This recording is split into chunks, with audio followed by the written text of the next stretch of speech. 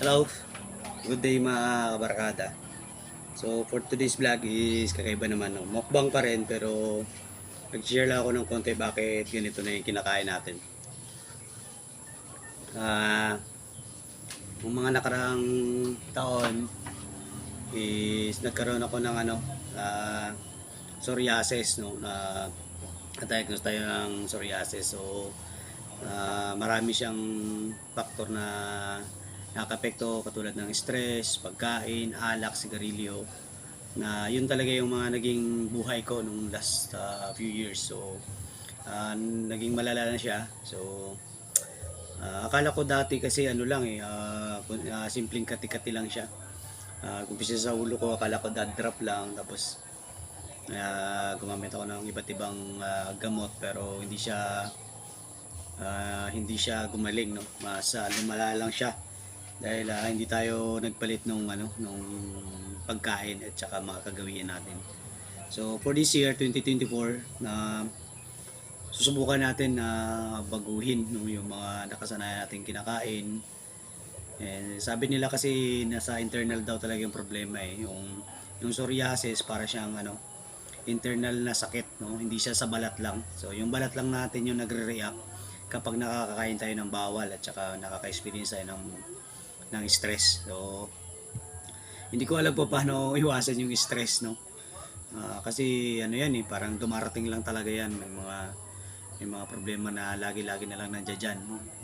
Hindi ko alam paano siya iwasan, pero sa pagkain definitely siguro kaya natin gawin, no? So ngayon challenge ko yung sarili ko na baguhin na yung diet na nakasanayan natin, katulad ng pagkain ng itlog, mga red meat, mga manok na nagko-cause siya ng irritation sa ating katawan.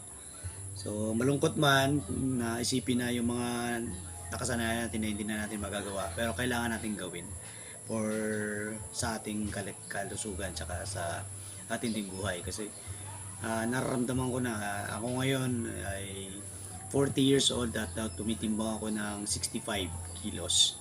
Ang height ko naman is 5'4". So sa tingin ko ako ay overweight. So ako rin po ay isang basketball fanatic. Actually ako ay samang basketball ng Pilipinas referee na nakabase dito sa San Vicente, Palawan.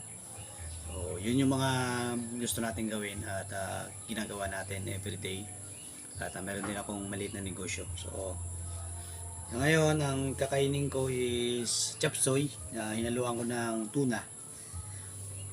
And then of course apple, kasi nga sabi nila an apple a day keep the doctors away. So kailangan natin yan. Tapos dito na ako kukuha ng protina sa ating isda.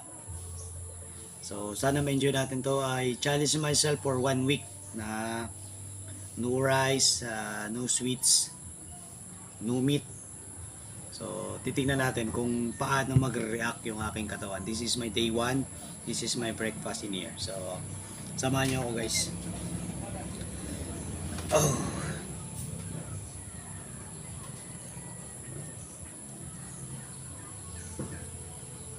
Grabe. Ang daming bawal sa atin, guys. Sa mga nakakaranas din ng ganito, sana bigyan niyo ako ng idea kung paano siya ginagawa, ano yung daily lifestyle ninyo. Kasi ngayon ko pa lang ito sisimulan, and I know napakahirap nung sitwasyon na nandun na kung nasa ako ngayon. Karanas ako ng mga depression kasi nga may mga times na parang iniiwasan ka na ng mga kaibigan mo, makakilala mo, dahil akala nila nakakahawa yung sakit mo, which is hindi siya nakakahawa, guys. Pwede mo silang makasalamuha, yakapin, or kaya lang parang naging na ng mga tao yun, na pag may mga ganito kong sakit, akala nila nakakahawa. Kaya nakakadagdag yun sa depression namin, kasi lamit na may makakausap ka, nilalayuan ka lang ng mga tao. And then mahirap din makakuha ng trabaho pag may ganito kang sakit.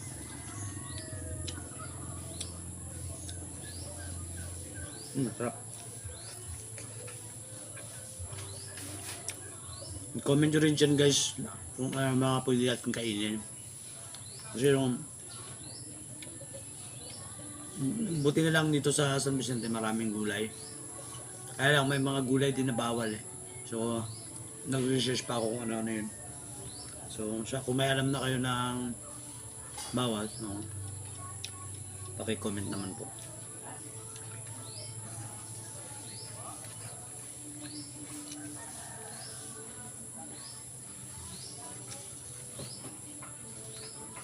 Makasurvive tayo in 1 week.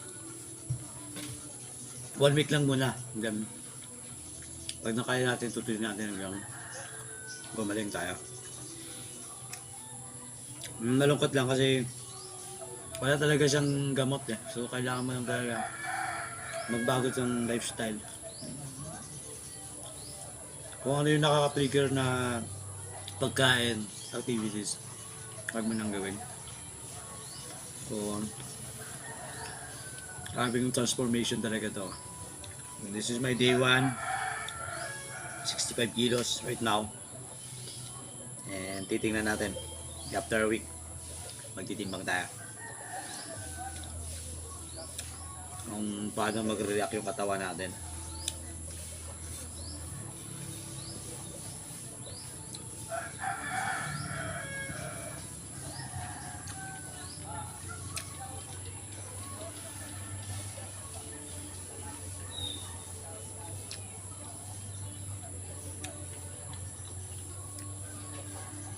Kaya umaga, nagmalunggay tea.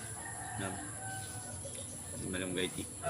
Ang ginagamit ko ngayon na sabon is Himalayan soap.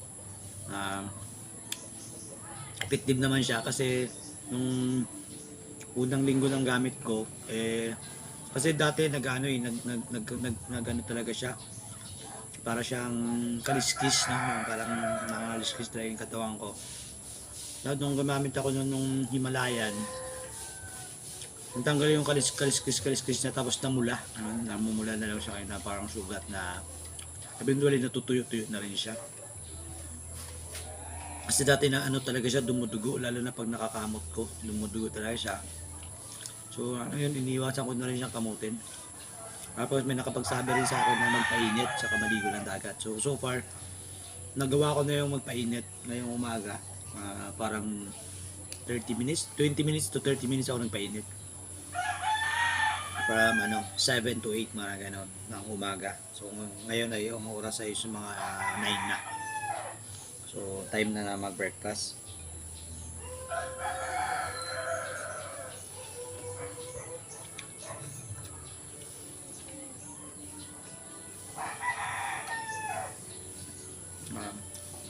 Kaya pagsabi niyo sa akin, kailangan ko uminom ng maraming tubig, mag-lotion,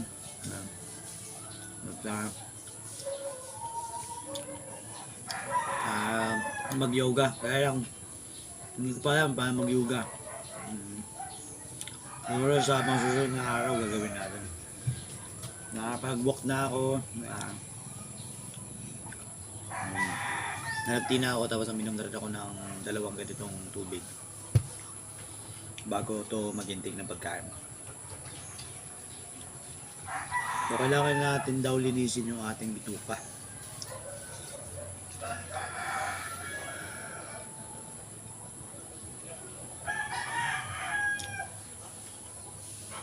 May mga napanood din ako na sabi na mag-cleanse talaga yung hindi ka kakain mga 16 hours. Basta kain ka lang in 8 hours lang para ma-cleanse talaga. Sa 16 hours na yun, naiinom ka lang ng tubig para malabas talaga yung mga toxic. Titingnan natin kung kaya natin gawin yun kasi parang hindi kumain in an hour. So nakasanayan natin na time to time kakain tayo pag nagugutom kakain. So ewan ko kung magagawa ko yung 16 hours na diet na yun na walang kain.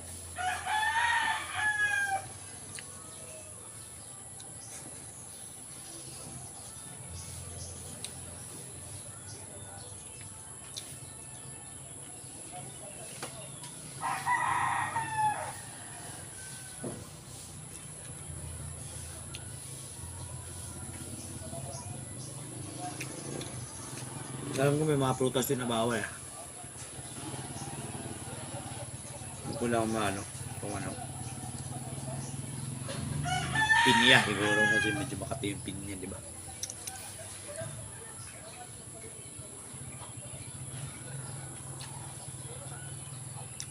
Mga bawal eh. Mga pagkain na process na. Bawal yun. Mga kanisa, sarap pa naman yun. Tocino. Malungkot na yung breakfast natin. Alam mo naman pag Pilipino, di ba, grabing heavy talaga ng breakfast, saka normantika. Puro prito tayo pag morning. Eh. Hindi na pala pwede yung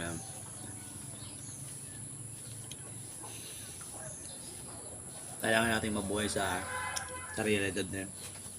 Na yung mga ganun is mawawala na unti-unti sa ating sa diet natin. Of course yung alak talaga naman.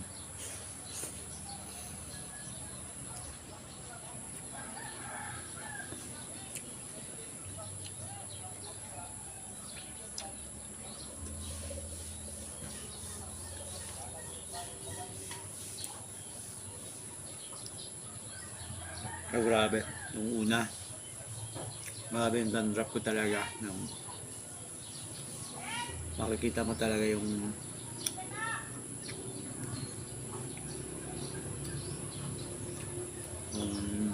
pagbagtak at pagkakamutin. Stress talaga yung ganun. Nakakahiya. Nakakahiya siya pag sa maraming tao magagawin. Tapos hindi mo maiwasan yun kasi sobrang kate.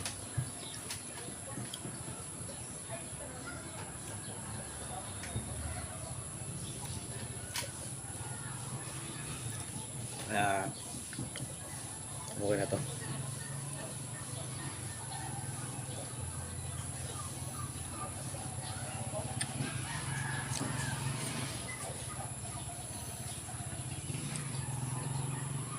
Sobrang sarap.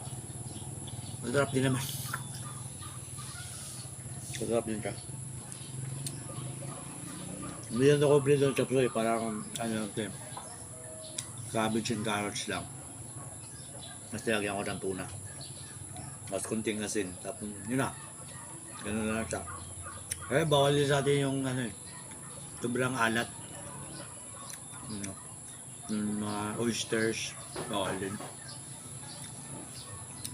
Mga hipon, mga lobster. Pusit. Yung sipos na pwede natin kainan, isda lang talaga. Kaya may isda rin na bawal tulad ng ng tulingan ng mga makakatinin.